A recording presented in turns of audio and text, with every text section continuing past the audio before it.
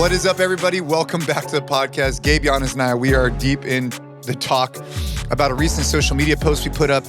You know, I think that sometimes we think that like everybody's seen like this viral post, this guy who wakes up super early, mouth tape, you know, dips his face in ice. And we basically put out I'd call it a spoof video, just basically like, dude, don't worry about your full morning routine. Just wake up, train hard, and move on.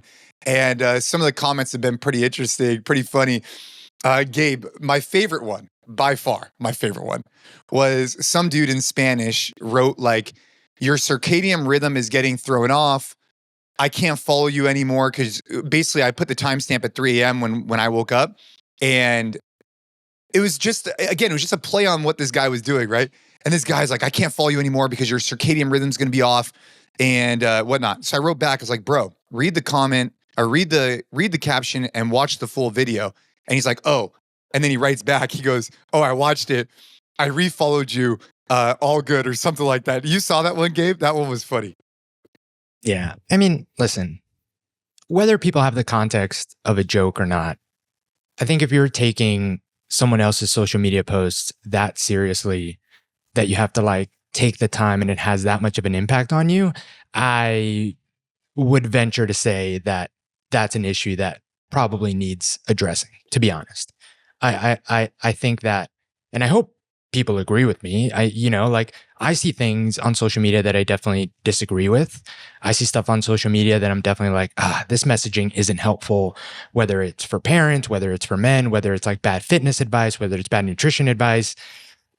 But I have never, ever come close to feeling inclined to like get into an argument with a stranger on social media or like post something negative or whatever. And so I just can't relate, but I do think that like, I feel confident enough in saying that like, if that is, and again, there's an exception here to where, you know, if someone posts something and clearly it's like opening up to have a conversation and you want to, you know, like engage and have a conversation with them, ask questions, clarify, expand kind of what your insights might be or expand them. I'm talking about just being like negative, just saying like, you know, because the guy that commented in Spanish, he called you a clown in Spanish, you know, like if you're taking the time to just like, you know, call people names and whatever because of something they shared, like dude, figure it out, like get it together. You're better than that. You need to be better than that. I'll tell you though, I mean, that thing, it's I thought that was a good post because, I mean, obviously a lot of people are seeing it and it just draws attention to like, basically the whole synopsis was, whether you wake up at 3, 4, 5, 10, it doesn't matter. Just don't waste your time. Wake up, train hard, move on. And you don't need to spend countless hours doing nothing. It was the whole like kind of premise of the post. And anyways, I thought that was an interesting one because in this day and age, man, the fact that he's like, I'm unfollowing him. I'm like, bro, just read the post. He's like, okay, I'm refollowing. I thought that was funny, but all right. And also like people should absolutely unfollow content that like isn't serving them. Like sure, Instagram can be something that stresses you out and, you know, like brings negativity into your life. And obviously it could be also just a distraction and something you spend a lot of time with, something that honestly, I know that I struggle with and I'm always trying to be better about. But if there's just like stuff that like just, you know, isn't helping your state of mind, like you should unfollow that. Like, why are you exposing yourself to stuff that just like makes you grind your teeth? Like just don't. And that seems like a very simple thing that is in your control that I can't see a good reason for not just doing that, not just like turning away from that. And I think, and I can't speak to this on the level that you can, because you have a very big audience on social. You know, you put stuff out and you're always going to get ton of responses, ton of replies, positive, negative. You probably get DMs. I know you get DMs too. I think that if I were to, you know, as an outsider looking in, and we talk about this all the time, like I think that you also shouldn't like give any energy to that stuff. Like I've told you all the time, like there's a line, I think, where like it doesn't even merit your time to respond. Like you're a busy guy. You're a very busy guy and you have limited time and attention and energy. And like what I would say, and I would say this to anyone that has a big audience, and I know it's easy for me to say because I don't, but it doesn't change the fact that like, this is what I believe.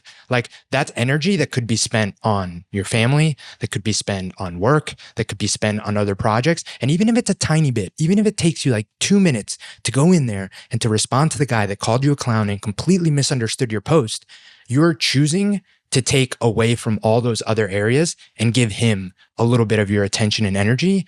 And deep down, like it's like a bully. Like that's what they want. Like I think that there's a line to where they don't deserve a response. It doesn't merit a response. It doesn't merit like any sort of attention. It's like, okay, cool, move on and engage with the people that are like so fired up about what you said and what you did and what you're putting out there. Like that's the people that deserve, I would say, your time, energy, and attention, not the people that are just like so out to lunch on what it is that they're responding and what it is that they're getting your stuff. And again, I know that's easier said than done, but that's how I would look at it. It's you're literally taking from the energy, time, and attention you can give Caden, Ava, Ashley, work, train hard, the people you care about, and giving just a little bit to this guy. And if you look at it that way, I think it makes it easier.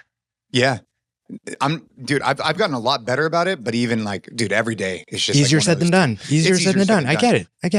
But on that point, I did want to share a couple of messages. So, if you're a part of the podcast ecosystem, obviously you've been listening to our podcast for a while. We have the home team episodes that are incredible. We have Gabe and I, we have guests on that are just awesome. A lot of really good guests lately. We also have the Train Hard app, which has been a really, really fun, cool, engaging community. Obviously, we have our weekly newsletters and our newsletters that go out, and then we have social media. And I get messages on a regular basis in all of the different areas. But in particular, I wanted to share one. And I just wanted to share this to kind of start a conversation because I think there's quite a few men out there who might be feeling this way. And I just wanted to bring this up. So basically, a gentleman wrote back, hey, I've been following you since 2008. I live in a small town. I want to start a men's group, but sometimes I feel like a fraud. And, I've been struggling as of lately with drugs and alcohol. And, sometimes I want to help these guys out, but sometimes I feel like I can't because I'm an imposter, like, and that's hard. Right. But I want to get past this. I want to get past the drugs, the alcohol. I want to be able to show up for my family, my friends, and everybody else around me. What help can you provide to get me past this? And I'm totally like summarizing this message.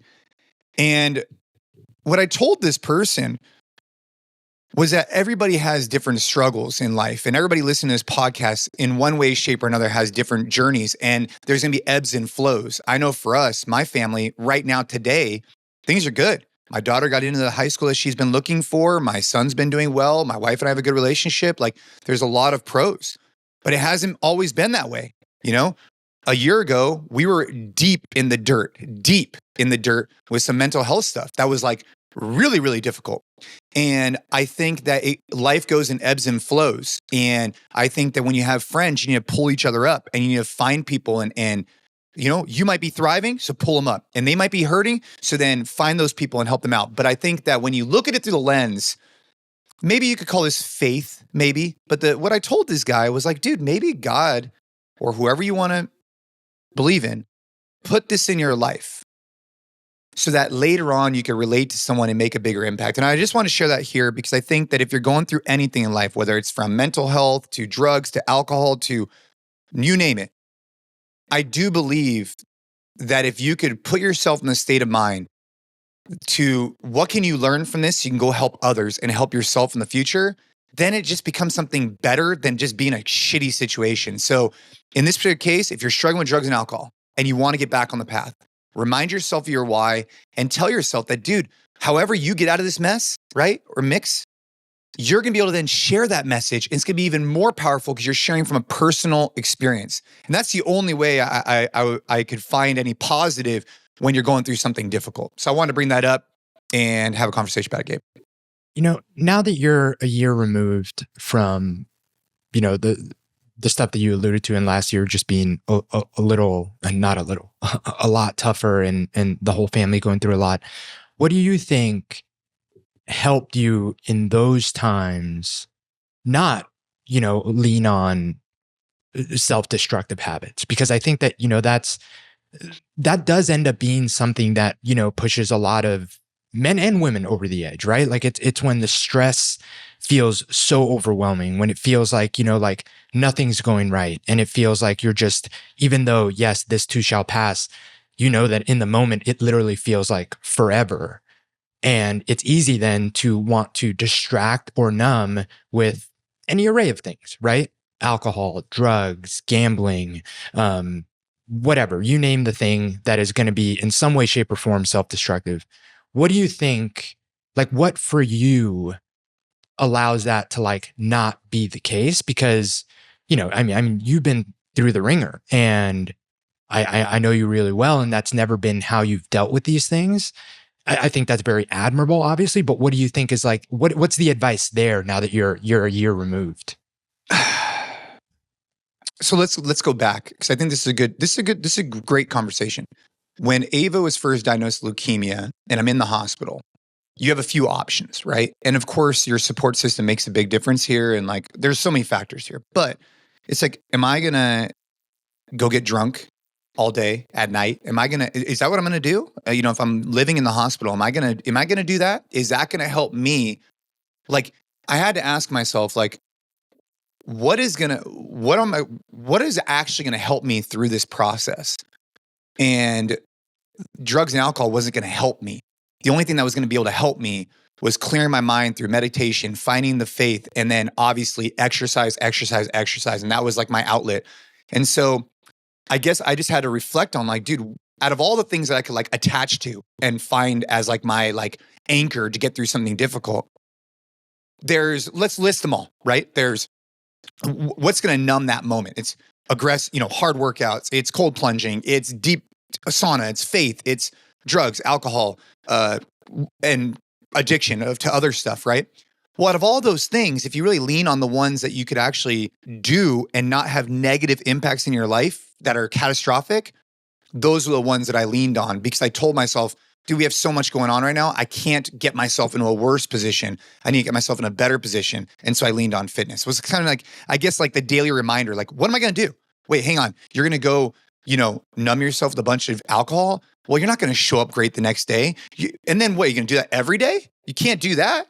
And so you had to remind yourself, like, dude, what's the bigger purpose? What's the bigger why? And that same thing related to about a year ago, really, really difficult. And I found myself wanting to, I don't know, go have a couple glasses of wine, or like I was feeling like this urge. I was like, wait, hang on a second. I don't like where this is leading to. I don't like where this is going. I'm not using this as a crutch. I'm using this as a way to go out and have fun with my wife or whatever. I don't like the way I'm looking at this thing. I need to take a step back and avoid it. You know what I mean? Like at any given time, if I'm looking at something like, oh, I need this, it's like, no, you don't need that. You know what I mean? Yeah. Yeah. And like hearing you say that, I think that it like, to me, comes down to like the identity that you've kind of given yourself as someone that doesn't rely on those even for the small things, because I think that that's where it becomes a slippery slope, right? So yeah, I think that it would be super acceptable. Like no one would bat an eye, given like how society talks about alcohol and stuff, for you to be dealing with a very difficult situation and be like, man, like I need a drink, right? Like need one drink. I got to go meet up with the boys and just like, de-stress, like decompress with a drink. And I think that the problem is that like, if that has become your normal, and it's not a problem, right? It just means, hey, you had a stressful, 3 weeks at work, you're going to have a weekend where you like really like go and use that as your de-stressor. And if you identify as someone that uses that, and again, it doesn't have to be just alcohol. I think a lot of people also find a lot of comfort in food, and that could be an issue, right? I think that if that's something that you have made your habit for the small things, you're putting yourself in a position where it could potentially snowball when there's the big things, because it's the only way that you know to deal with stress and hardship. Whereas because even when things aren't, crazy, but, ebbs and flows, I'm sure there are more just lightly stressful weeks than others, whether it's with work, with meetings, with anything, you still always just lean on these habits that you've created, exercise, cold plunge, so on and so forth. So then when times really do get rough, like you just know that, hey, this is how I deal with stress, not this. And that kind of helps you out. So I think that, and again, let me know if you kind of disagree, but that's why I think that it's so important to have these habits and also just associate these things that aren't a problem. Like we've said this before, like it's not like, oh, you should never drink alcohol or you should never eat like, comfort indulging foods, but they should be something that you identify for the right reasons. Like I do it because it's a special moment that I share with my wife. I do it because, when we celebrate as a family, we go out and eat this thing. That's why I do the things. I don't do it because I had a tough day at work. I don't do it because, it's been a rough week. So because as soon as you start making those associations, then of course, when it's not just a tough week at work, it's like a really, really shitty situation, you've kind of trained yourself that's how you numb it. And I think that's where getting in front of it, being proactive and finding like a good relationship with these things and also like redefining moderation, something we talk about specifically when it comes to alcohol with TH5 nutrition protocol, I think is so, so, so important. Yeah, no, that's a great way to put it. I mean, if right now, especially depending on what you're going through in life, right? If you could lean on like specific things, then when things get tough, because they will, right? Then you already have these in your back pocket, right? You've already ingrained these things is a good way to put it. And I got a message. I wrote this down because I got a message from a guy, and I found this one to be pretty. But just really quick, Jay, before we move on that specific message, and because I do think it's worth touching on like the imposter syndrome thing and feeling like you can't get a group together because you yourself the imposter syndrome thing is real, dude. That is real. I mean, I struggle with that on a regular basis, and I think I'm doing the thing, and I still feel that way, But I feel like imposter syndrome, it's kind of one of those things where you either have the earned confidence or not, and you should be able to tell yourself that like, hey, I walk the walk and I do this. I think that to some extent, yes, like imposter syndrome is natural and we've all felt it to like different degrees. But I think you can take that, whether you want to call it imposter syndrome or some sort of insecurity, or just knowing that, you're trying to be an example or get other guys to do some things that you're not 100% doing. And I think that you can also like point that towards the ultimate accountability tool. And I've talked about this many times, like me being on this podcast and putting the content that we put out on the newsletter and through here has held me accountable on my own bullshit, because I need to be the best version of myself if I'm out here like talking about these things. Like to me, it's just a constant reminder of, what would the Gabe on the podcast think about this decision, or how I reacted to, my kids acting this way, or, the amount of time that I'm spending on my phone, or am I separating like how I feel at work to then go in there? Like all these things, at least for me, are constant reminders of, if I'm going to be the co-host of this podcast and a big piece of this Train Hard brand where we're literally trying to uplift men, then I need to constantly be uplifting myself first and foremost to help me never feel, not the imposter syndrome, but feel like I'm being fake, feel like I'm being phony. That's a big, big fear of mine. But I think that instead of it being this thing that like, I feel like I can't be on the podcast because like, I'm not perfect. I know I'm not perfect. I'm far from perfect. But instead of it being that way, it's more of an accountability where like I'm constantly trying to level up so that I can proudly be the co-host of this podcast and proudly be a big part of our brand and what we're doing, because I'm constantly doing the thing that the version of me that people see would expect me to do, if that makes sense. Yeah, dude. I mean, I would like to think, and we're hoping that we could do some more stuff in person, but what you see is what you get. I mean, that's always the goal. And I think if you feel like an imposter and you want to start a men's club, no one's perfect. Everybody's got their faults. But the reality is like everybody's working. And I think if you could work together with a group of guys to level up, that's key. So whatever's holding you back from doing the things you want to go do, just unlock that and move forward. I want to share one more thing. I got a message yesterday. I reached out to you about a year ago when I was in a pretty dark place, dealing with panic attacks and a bunch of other stuff. He goes on. I'm sorry to have dumped that on you. But looking back, it's a real testament to the community at Train Hard and the podcast, et cetera. So the reason, and he goes on to say that like through training, jujitsu, and a bunch of stuff, he's really came out of that funk a year ago. And we get messages just like this all the time where people are in a funk. And then a year later, they send us a message, be like, bro, I'm out of the funk. And so if you're in a funk right now, if you're going through something tough, it will pass, right? It will. Just don't let yourself get trapped into these things. Find healthy things to kind of progress and improve your mindset, and then move on with, because this is a testament that I just got yesterday that you could be in the dirt and get out of it. And it's possible for anybody if they really just prioritize it and put effort towards it. So I wanted to share that positive note as well. And just start with something too. There's this clip that I vividly remember as a Jordan Peterson clip. And the essentially the message behind it is, and we see this a lot with fitness and nutrition, people put anything self-improvement on this pedestal of like, well, if I don't start jujitsu, start training, clean up my nutrition, stop drinking, like if I don't do all those things, then there's no point, right? Like, and that feels very overwhelming.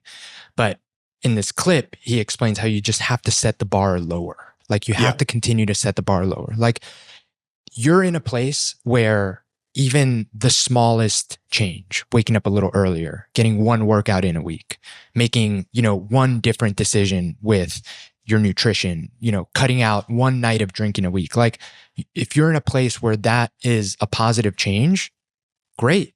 And the problem is that like, I understand that sometimes that's tough because it feels like such a small change that it's almost like embarrassing, right? That like, that's the thing that would improve you, because it's like, man, but that's kind of where you need to start. And don't be afraid to start where you need to start, instead of like, seemingly, and this is where social media could be a double-edged sword as well, seemingly seeing what all these other guys are doing and how they have quote unquote everything together, no one does, and feel like you can only improve once you're ready to do all of those things, because that's unrealistic. And also, we've said this many times, like what you see out there isn't necessarily what's going on, you gotta work your way. You gotta work your way up to it. Like I put up a post this morning on social media saying something like I just felt compelled to say this, like everyone feels the phase of, do I really want to do this? Overcome it and say yes and get after it. And this was me in the cold plunge. This was actually yesterday.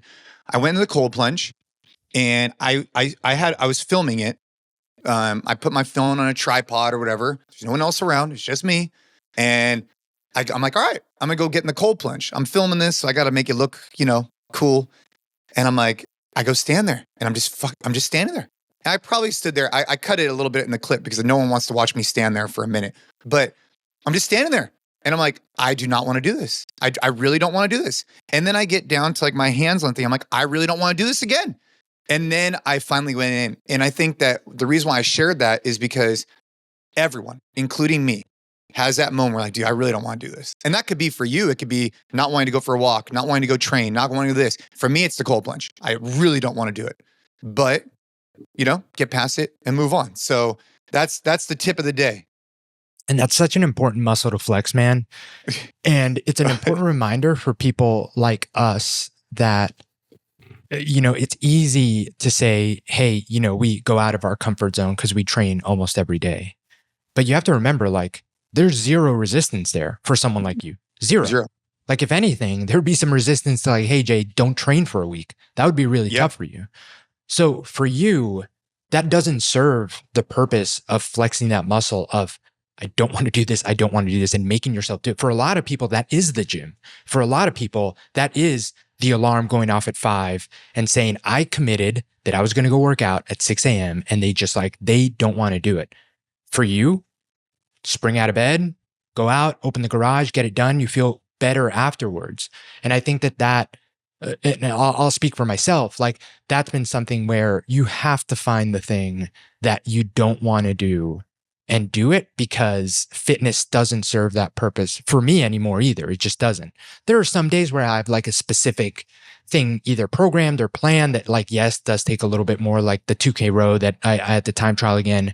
Like there was definitely some anxiety there. I would have liked to have not done that. And I went and I did it. But that's rare. That's pretty few and far between. Like I love following our flex track. Like I love it.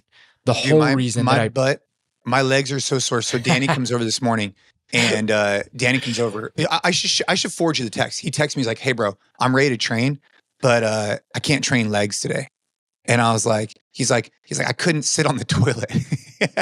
Yeah, because he's just so sore. Like, because those Bulgarian split squats, dude, I'm telling you, man, I finished the sets and I went and laid down on the floor. That's how like exhausted I was. It's beautiful. It's perfect. It's perfect. And that's why they're programmed alone. So it's very intentional. Like in Flex, you'll see a lot of supersets. We superset a lot because I'm trying to make it as time efficient as possible. And supersetting is a good way to like, all right, you can work antagonistic muscle groups, so opposite muscle groups. So you're still getting plenty of rest between hitting like chest, for example, but you can hit back while chest is resting and kind of just keep going, get more volume in like 45 to 60 minutes.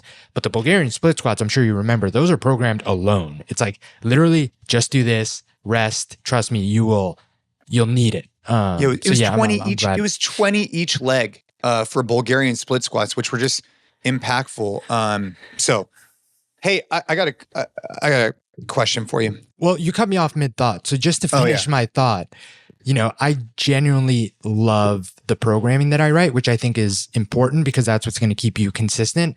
But I have to recognize that there's zero of me fighting through any sort of resistance to go work out. I look forward to working out. I look forward to running in the morning. I love when I have like a run planned and I know the paces that I'm going to hit and I wake up and I know it's early. I've been a morning person for a long time. Like even that for me, there's very little resistance for the early morning wake ups. Like there's something about being out there.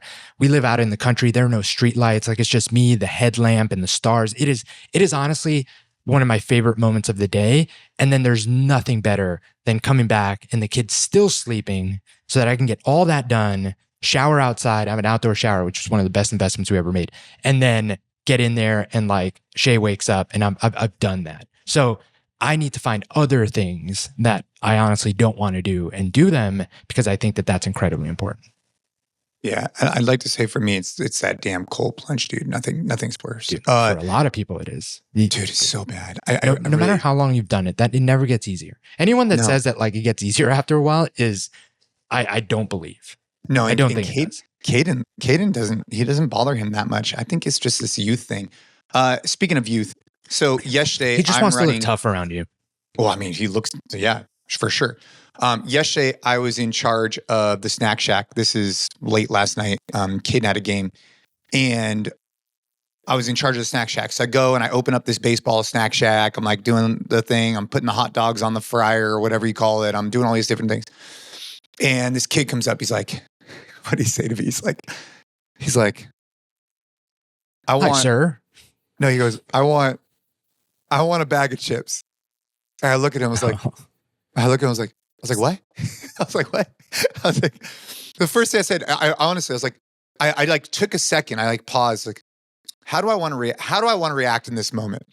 And I was like, okay. I was like, so I gave it to him. I was like, all right, we're not quite open yet, but give me a few minutes and we'll be open. And so he comes back. He's like, hey, can I get a bag of chips? And I was like, I sat there for a minute. I was like, yes, you can, but I think there was probably a nicer way you could have asked for that, right? And did you say that? Like, yeah. And then he's like, whatever. And so then there was like 5 guys around. And what did he say when you said that? How did he rephrase it? He said something like, he's like, can I please have a bag of chips or something like that? And oh no, actually before that, so I said something to him. And then what happened is this was what happened. So before I said, hey man, give me a few minutes and we're going to open it up. So then he comes back. And at that point, a couple of other kids around him. And I said, hey dude, I'd really appreciate it. I was like, I think you could have asked for that a lot nicer. This is what happened. And he gets down on a knee and he holds his hand like he's praying. He's like, can I please have some chips? And I was like, look, man, like you don't need to be like that either. I just wanted you to ask more politely. That's it. And then he got up and he realized like I wasn't playing around. Like, come on, man, like don't be a dick.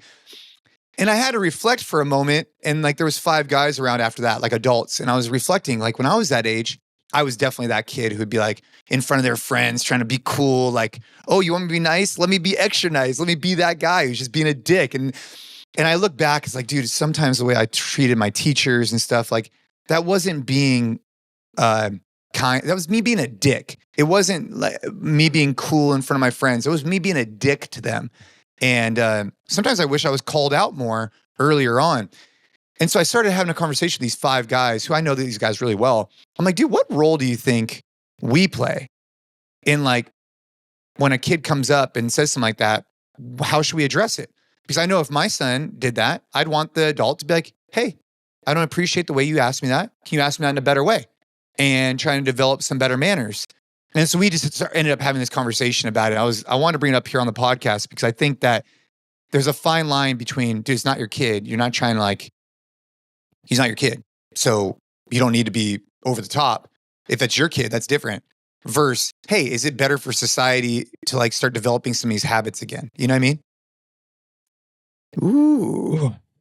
I mean, I think super black and white when it comes to this specifically, because I get the whole, it's not your kids overstepping, but when it's manners and it's manners towards you, I think that it's 100% as an adult, your place to like correct them on, hey, you could have said that nicer. And I don't think there's any issue there. Like I would appreciate that as the parent of a kid that, you know, needed to just be kind of like, you know, set straight. That being said, I think that, you know, that should never happen. I think if it's something that's been like instilled by the parents, at least I don't think so. But in terms of like, just, is it your place or not? I think 100% when it comes to manners and how you ask for stuff, like, yeah. Yeah. And I think the way I tried to deliver it was like not in a way where like I was being like a jerk. I was just like, hey man, I would have appreciated it. Like you could have said that to me nicer. Right. Like, and I'm just letting you know. And, you know, the funny thing about manners is, dude, like, and as I've gotten older and as my kids have gotten older, I've realized, especially when it comes to Caden, with Ava, it's a little bit different. She's older now, but like at his age, bro, you got to remind him like 50 times a day. And like, I don't think I realized that as a younger parent. Like, I think sometimes I'd see a kid who, let's just say, like when my kids were really young, like let's just say your kid's age, I'd see a kid who's like 8, 9, 10, and I would expect them to act a certain way, right? But they wouldn't. And I'd be like, oh, that was maybe a parenting thing or whatever in the back of my mind. Now that my kids have gotten older, I've realized, like, dude, we've tried really hard and they slip up all the time. You know what I mean? And it's like, I feel like we're gonna have to continue to do this nonstop until he gets to like college, basically. And so my vantage point has changed on that. You know, like before I used to think, because it's not like a zero sum, you know what I mean? Like, it's not like all of a sudden one day they're treating every situation with the best manners. It's like, it'll go ups and downs. You know what I mean? Like they'll be, am I articulating this right? Like for sure. You'll like brain fart and they'll do a certain thing where you're like, bro, come on. Like really? Like Caden yesterday, he's going to get his catching gear out of the stuff. He just like threw my shit on the ground. I'm like, come on, dude. Anyways. Yeah, man. Dude, there's so many different like angles to this and things you can talk about. For us, like I want, and I'm going to do my best. And we already, like right now, Shay's 2.5. And when he asks for anything, he doesn't get it if he doesn't ask please and the full sentence. And he says thank you afterwards. And he's 2.5. You have to remind him every single time. But every single time, he repeats it and then he gets what he wants. And it's just, you know, it's part of the process and we do it every single time. And I think the one thing that we've learned now with young kids is that you would be surprised how early they do understand. Yeah. And you can start drilling in the habits and it takes an extra second and it's just on you to be on top of it. And actually, it's funny. On Sunday, we had lunch at my sister's house. It was the first year of her, she bought the house last year. So she had us all over for lunch and we were all so pumped because for the first time ever, he by himself got off the table and went to go play and said, thank you, just without anyone saying anything. So I'm telling you, it works. You just have to repeat. And there'll be ebbs and flows, of course. But for me, manners and the small things, like I was raised with that being one of the most important things. And my mom was relentless and would get extremely upset at me if I didn't say hi with like a kiss on the cheek with women and a shake of a hand with men every single time. And like relentless. And it was a big, big deal. And I really appreciate that of her. And for us raising our kids now, and this is more regular where we live in like Texas and being in the country, like you see this a lot actually. And I appreciate that. Our kids are going to be like, yes, sir. Yes, ma'am. 100%. Like I love that level of manners. Me like, too. I want yes, sir. Yeah, you don't see yes, that in ma'am. California. It's really tough in California. And, it would actually come off to some people like they actually wouldn't like it. And one of the smaller reasons, but one of the many reasons that we moved here and we love, just that level of like culture. And dude, to your point about like seeing kids and being like, ooh, like, like being surprised at like the lack of manners, I've been so pleasantly surprised. And we've kind of surrounded ourselves because of the farm and because of the homestead. And like a lot of the families that we've met, especially early on, have been like homestead, like homeschool, like a lot of kids, like that kind of world. And dude, those kids, all ages, like best handshake, eye contact, and like conversational skills I have ever seen. And it's been and to me, that's been very inspiring because I'm not saying that any of this is easy, but it is possible.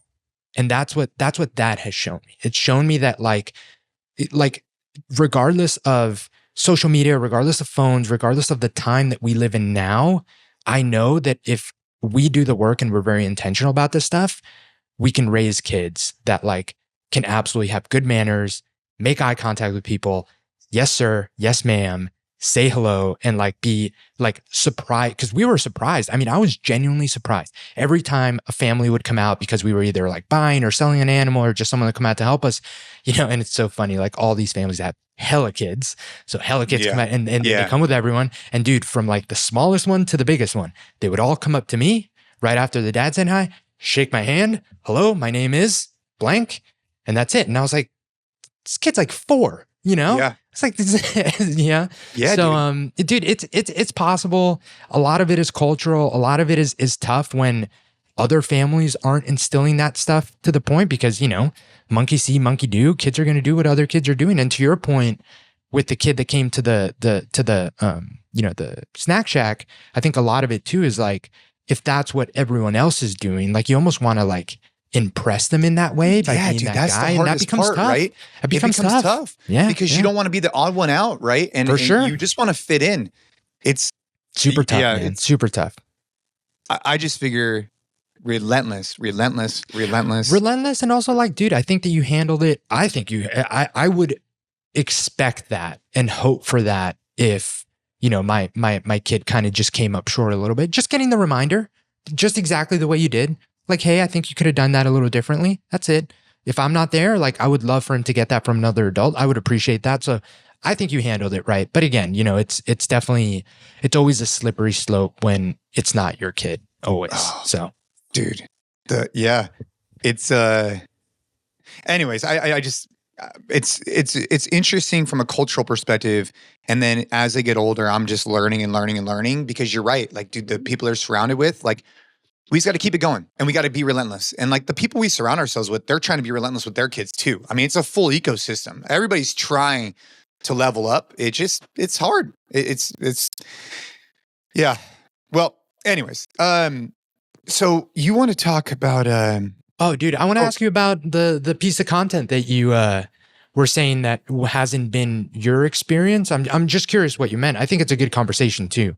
So we had a piece of content that was going to go out. I think it'll still go out. I'll send it in my email about just kind of the culture that we live in regards to men. And I feel, we put out this video to launch the app that I was super excited about. And essentially what I think that we're doing at Train Hard that really fires me up is providing a solution to what I think is a big problem. What's like generally understood as a big problem. Of Boys and Men is a great book that I've read that like talks about this in depth. Yeah. But just the fact that like objectively, men now are struggling objectively. And a big reason that they're struggling is because, and I'm not saying everyone thinks this, but in large part, there's a big piece of society that thinks that as soon as you start addressing or acknowledging the problems of young men. It takes away from other groups, whether it's women, whether it's, you name the other group. It's like as soon as you start talking about, hey, men are having a hard time here and what can we do to improve that? It becomes like, well, are you saying that women don't have issues? Are you saying that women don't have problems? And it's like, no, it's never said that, right? Like women face a whole different slew of problems, but men are struggling and there are issues there, whether it's like the suicide rate in men, whether it's the mental health rate in men, whether it's just, how much manual labor has been taken away from the jobs that men generally do and what that's done for like health and lifespan. Like these are all very, very real things. And the problem is that like men get this message a lot of like, well, just figure it out. Like just, pick yourself by your bootstraps and do it.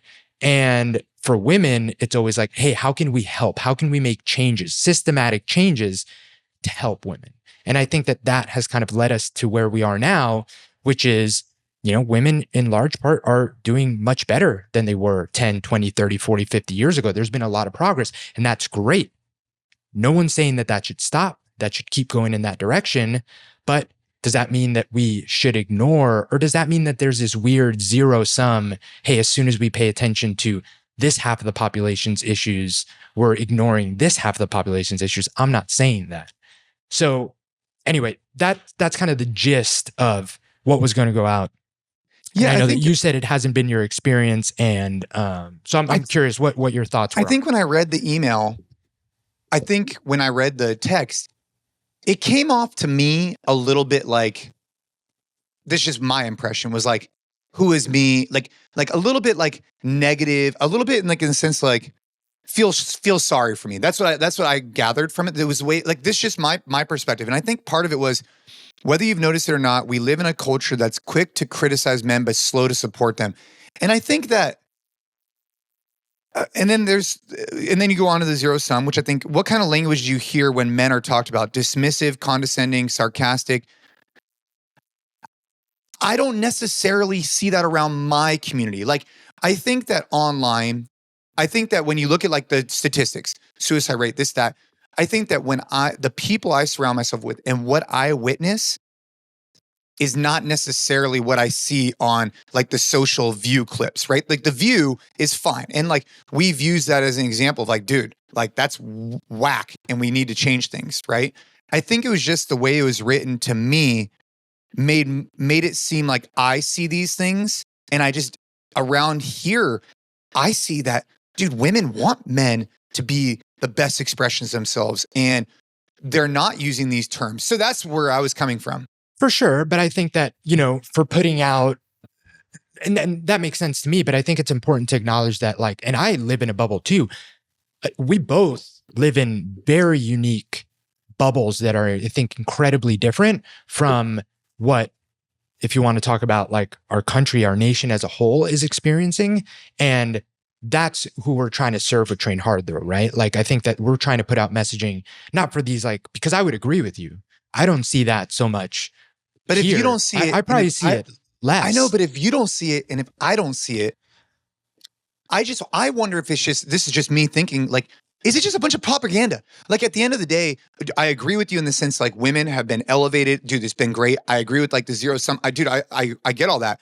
It's just my impression, at least as of lately, the last like year or two, it's like, dude, what surrounds me is a lot of love and a lot of like, bro, let's level up. And I get that from women, from men, and from everybody else. And so my impression is like, we can do better and women want us to do better versus we could do better and women are trying to break us down. You see the difference? Like that's my perspective on it, is that women want us to thrive. And maybe it's because of my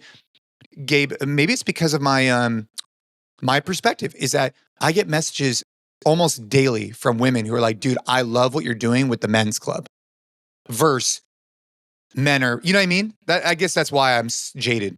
For sure. But to say that means that sentiment doesn't exist or isn't super prevalent, I think is maybe where we disagree, because it is. Like it very much is.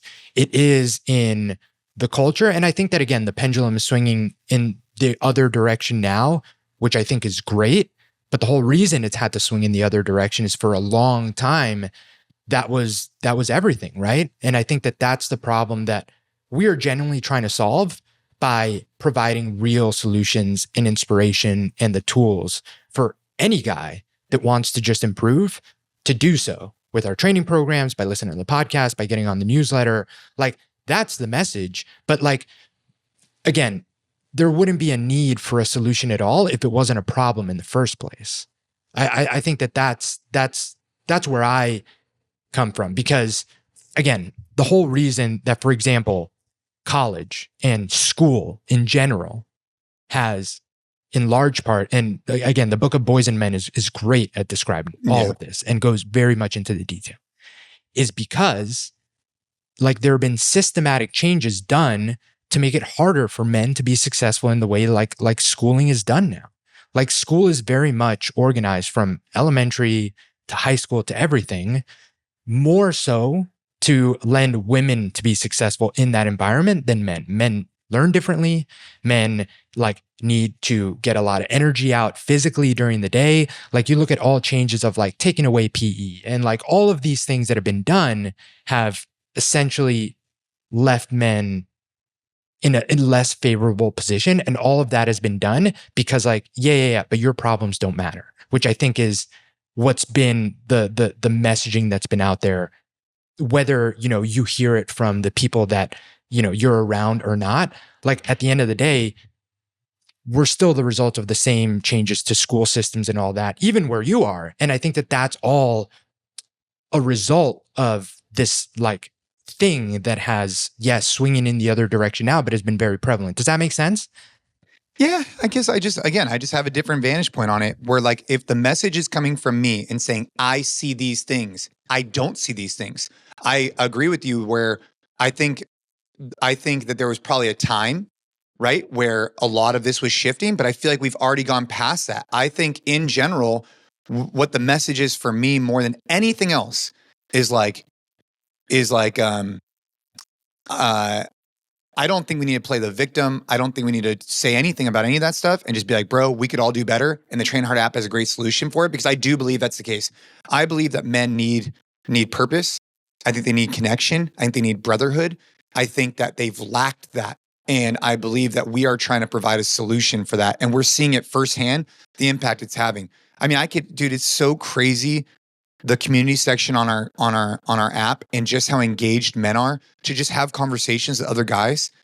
That's the kind of stuff that I want to focus on, because I think that that's what we need to talk about, less about how the system has been set up now to not support us. It's like, no, we need to take the initiative. And I know that's what you were getting at too. It was just the wording that I was talking about. Because after that, what you recommended, which we shared, is like, dude, I totally agree with you. Like, we're trying to give structure, direction, and community that becomes stronger for men, and that men build stronger families, and stronger families raise the standard for entire communities, and stronger communities. That's how we build a strong future, one that everyone benefits from. That's not some marketing line. That's the mission.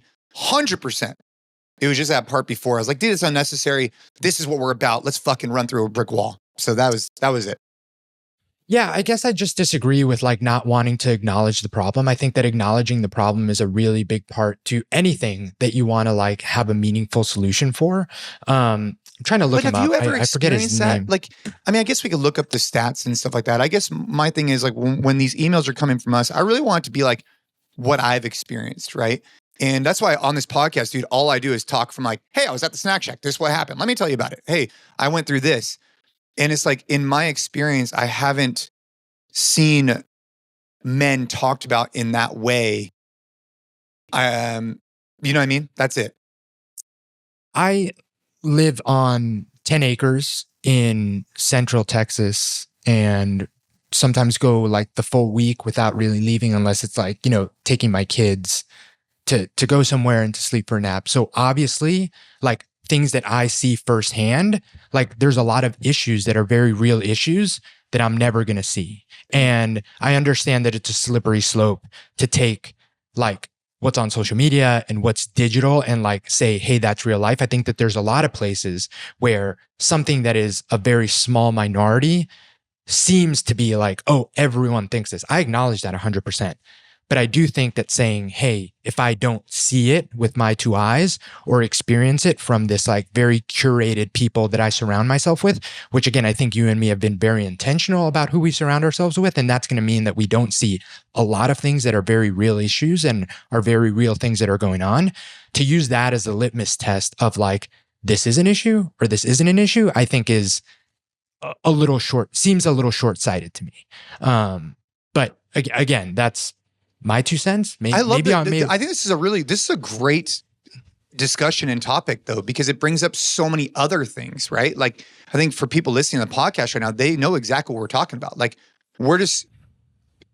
I think we need to be really careful of like, are you in too much of your own echo chamber, or are you too much just looking online and not recognizing like the reality either, right? I mean, I expose myself to a lot of people, but granted, I'm in a very specific area. So maybe I'm jaded. You know, maybe we'll get comments in saying, dude, you guys are totally, or Jason, you're totally off base, man. I see this nonstop, you know? Yeah. And again, I think that we're in a very, I think, positive movement in the other direction that I want us to be a huge, huge part of. But again, for the sake of like the messaging that we put out to be effective, I think that we almost like cut it at the knees without saying, this is a very big issue. This is our solution. Instead of just saying, hey, here's our solution. But what's the, like, what are we trying to solve here? You know, to me, it's just more powerful. It's more powerful to say, this has been something that, you know, we disagree with and that we want to be a part of a solution for, to kind of create that like yeah, like we want to be a part of solution that too, versus just like purely the solution side of it, right? And I think that that's 100% just like a marketing angle and like trying to elicit an emotion and things that we talk about all the time. But regardless of what it is that you're talking about, like, you know, losing weight, improving body composition, like anything, you're always going to be more successful if you lead with like, what's the pain point here, right? Like, what's the issue? And that's, I guess, what I was trying to do from a content perspective. I get what you're saying, that you're like, hey, you know, like in my community, Los Gatos, with the Train Hard Men's Club, the men that I know, law enforcement that I surround myself with, like all this like very positive, you know, environment that you have in, you might not see that. But I think that it's school. But I think it doesn't change the fact that like this is an issue, and I'm excited to be a part of the solution for it. And I guess the other part that I would definitely disagree with is that I definitely don't subscribe and want us to subscribe to the victim mentality. I don't think that that's what we're doing at all. I think that, you know, men have to take responsibility in the situation that they find themselves in, and it is only you that can get yourself out of that. Having said that, I want to acknowledge the fact that for a long time, I think society and culture as a whole has not helped by saying that like, your problems aren't as important as all these other problems over here. I think that they're equally as important, because the men serve a really important role, serve an important role in society and the family. And that, even saying that doesn't diminish and shouldn't diminish the role that the woman plays, but there is no one playing second fiddle to the other. They're both incredibly important. So if one group is falling behind, let's talk about that. Let's acknowledge that, and let's be the solution for that. Because there's a lot of solutions and a lot of great places that are helping women kick ass. And I think that that's incredible. Let's be that for men. Yeah. And even like what you just said, like, I don't necessarily disagree with what you were saying about like the problems and whatnot. I think it was just the wording, like, for example, in the message, like I don't pick up on people saying these things about guys in a sarcastic, whatever way. I just don't. But from a societal perspective, do guys feel like they're maybe not able to bring forth their problems as much? I would agree with that.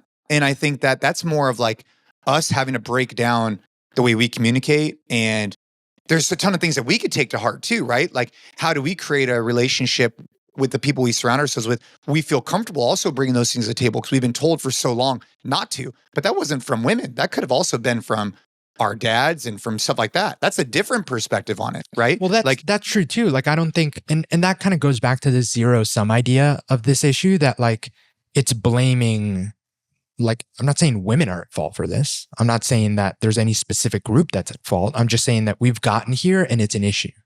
That's all I'm saying. Like, it's not also pinning the blame on any group. It's just like, hey, we're at a point where like men need to be better, and we haven't necessarily as a society helped that by honestly shaming men in some ways, or making them feel like, their issues aren't worth talking about, or making it feel like, even crazy things, which I know it's more of a vocal minority that thinks these things, but things like, oh, working out and, all of these things are negative in any way, shape, or form. Like, any of that stuff is incredibly toxic. And I think that like calling it out as such is important. That's it. Yeah. And those messages like do 100% exist. 100% exist. And to say that they don't, I think is I don't know, I don't know if short-sighted is the right word for it, but they're out there. They 100% are out there. I just want to be careful that, for me, if it's me sharing something, I want it to be from my experience. That's all I'm saying. Like, and my experience is, at least where we're at today, is like, dude, I get a lot of people who are championing for us to do what we're doing, to keep doing what we're doing, to get guys off the couch, to train hard so they can go do cool stuff with their family and show up as a dad. That is a message that I am very strongly about. And I think talking about anything, like, it's just, we got to do it. We got to be putting in the work, because we got to be able to show up, and that's it. So if you're not on the Train Hard app, you need to get on it, right? If you're a guy out there, if you're a girl out there, we have plenty of women on the Train Hard app that align with our message of train, protect, and provide.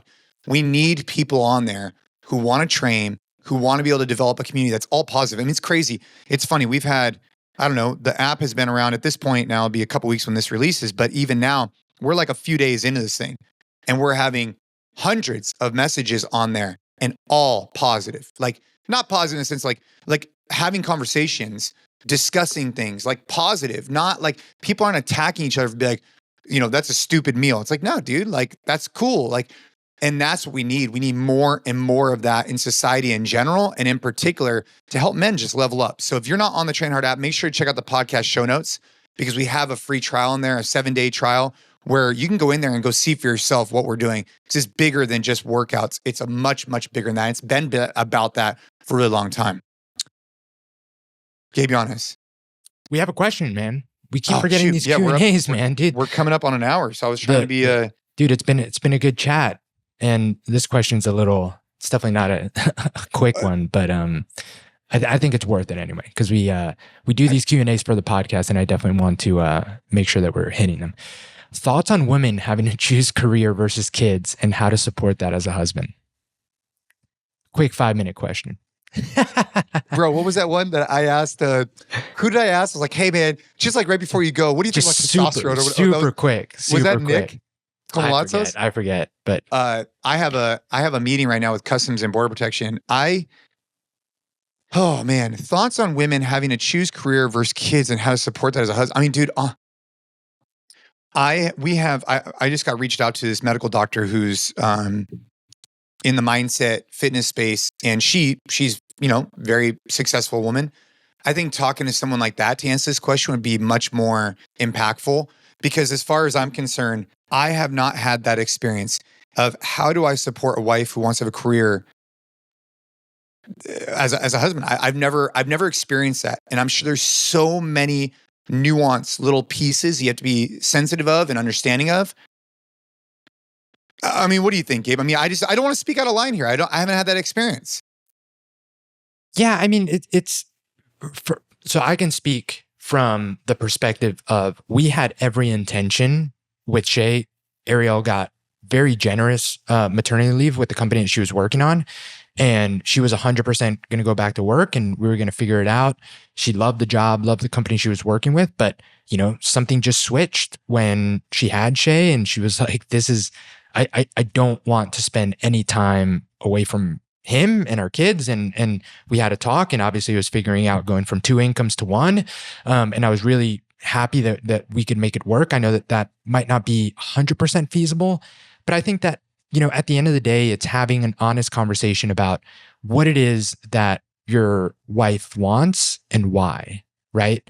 Is it career because that's what you're supposed to do? Is it career because you need the two incomes. And then the follow-up question to that is, do you really need the two incomes? Like, what kind of lifestyle are you, trying to have that requires two incomes? And what is the possible alternative to that would only require one? Because I think that that's super important. I think that, forcing to do both is something that should never be the case. And this comes back to like our what we've talked about with our responsibility as providers, as men, because that doesn't mean that you have to be the financial provider. But I think that if your wife wants to stay at home and be with the kids and be the caretaker and be mom, you should be doing everything in your power to make that a possibility. Everything in your power. Like, you should be figuring out how to do better in the job that you're in now, how to get a second gig, how to like whatever. If that's what your wife wants to do, and again, prefacing that, she wants to do that, I think that it's our job to make that a possibility, 100%. Now, obviously, if she's like super fired up about her career, wants to do that, and then there's a conversation about like, do you stay home? And I know we have a lot of people that are on the app that follow the podcast that are in that situation. I think that that's great. Like, there's no one size fits all to any of this. But Andrew Schultz on the podcast, on one of the podcasts he was in promoting a special, he told an incredible story. So Andrew Schultz's wife is like she might have a PhD. Like, she was working on, I don't want to get this wrong, but like really high level tech stuff in Apple. Like, had an incredibly successful career. Like, she was killing it. Like, super, super accomplished woman. And she had their child and decided that like, that's what she wanted to do. She quote unquote, and I think this is the issue, quote unquote, gave up her career to be mom. And Andrew Schultz tells this story about like, when she would meet with her old friends or whatever, and they would ask her, like, hey, like, what are you doing now? She would say, oh, kind of like feel a little insecure about it, and answer and say, well, I'm just mom. And Andrew says that like the just like kills him. And I think that I share that because I do think that, and I would hope, and I think that the pendulum on this also is kind of swinging in the opposite direction. I hope that women never feel that it's, oh, now I'm just mom. Even if you've had an incredibly successful career, super high level, like app executive and Apple executive, and now you are mom, like, dude, both those things are awesome. Personally, my 2 cents, I think being mom is mom's hard. More awesome. Yeah. So much more awesome. Yeah. And but it's like, a lot hard. Yeah, it's hard. Whatever you choose to do, that's I guess summing all this up, and I would love to have a guest that we can have like a really meaningful conversation about this. Like, I think it should be a choice. I think it should be a choice that involves both parties and everyone's on the same page. I think it should be a choice for the same reasons. And then I would just hope that if the choice is to just be mom, that there is no just, that mom is like, dude, that's a promotion. That's like, that's the better thing. That's the awesome thing. Like, great. That's what you want to do. Incredible. The career thing, incredible too, if that literally fits your family and your fold. But like, the fact that we've gotten to a point where someone like Andrew Schultz's wife feels a little insecure and feels like, oh, well, I'm just mom now because I was this other thing before. I hope that changes with time. I really, really do, because I think that it's so much better than that. Well said. Well said. I know for me, Ashley was like, she was traveling. I was dad and mom for 3 days, dude. And my kids are old. My kids are old, and I'm still like tripping out. Ash, it's so funny. Ava's old enough now where she did everything. So she's like, Katie needs to be here at this time. I'm going to go ahead and DoorDash this. I'm going to plan this. I'm like, great. It was awesome. But anyways, hey, for everybody listening to the podcast, we appreciate you guys. Simple ask. You guys know it. Well, 2 things, actually.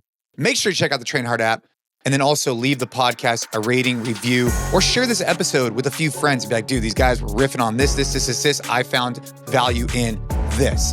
Helps out the podcast, raises our message to more guys, more people. And on that note, Gabe, appreciate you. Everybody, keep training hard.